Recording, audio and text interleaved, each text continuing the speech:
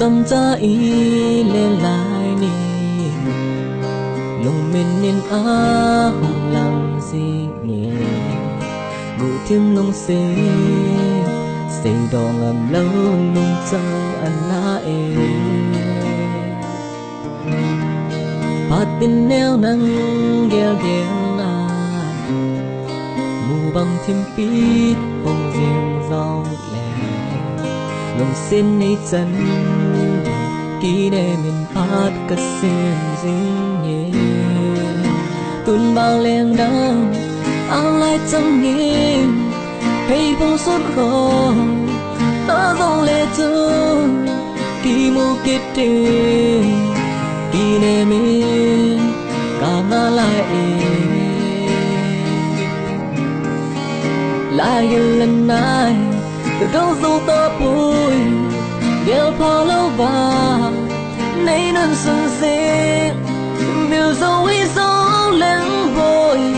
chỉ mấy ta nghe nằm to méo mu lâu na ta đón này sẽ bù đầu là ní khó xót nè sau mấy méo mu lâu na cần nó xinh nghe bèo lên này lâu lại tìm ở đầm kỳ bằng khen ná cũng khô xót sâu lên nêu nắng to kỳ mô kết định ngã gì nhé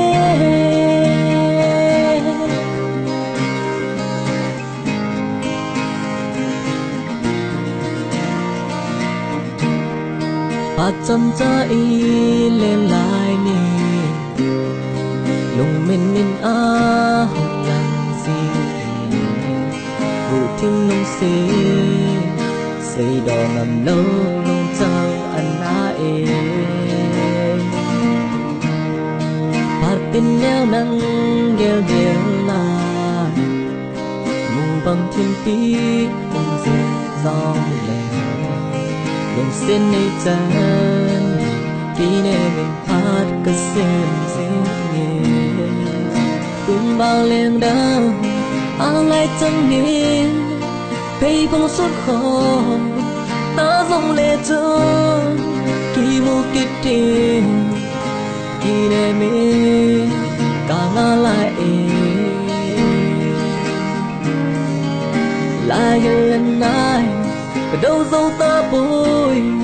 kéo phá lâu và nay nên xuân riêng miêu dấu ý dấu lên vội chỉ mấy tấm nghe nằm to méo mu lâu na ta bằng ngày sẽ bù đầu là ní khó xót nè sau mấy méo mu lâu na cần ngó xinh nghe bèo đình này lâu lại tìm ở đâu ghi bằng khen ná cũng khô giọt sông lên nêu nắng to kỳ mô kết tình ngã gì nhé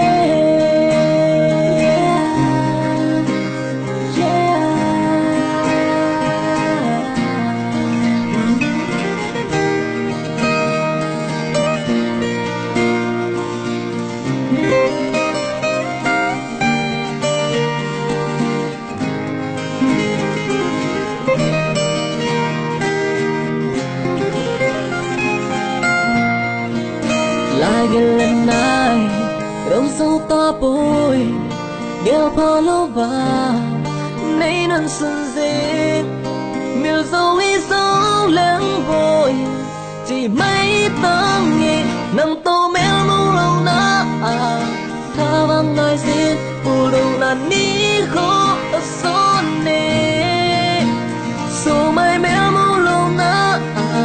cần nó xinh nghe bèo lên này lâu lại tìm ở đâu ghi bằng khen ná cũng khô xót sâu lên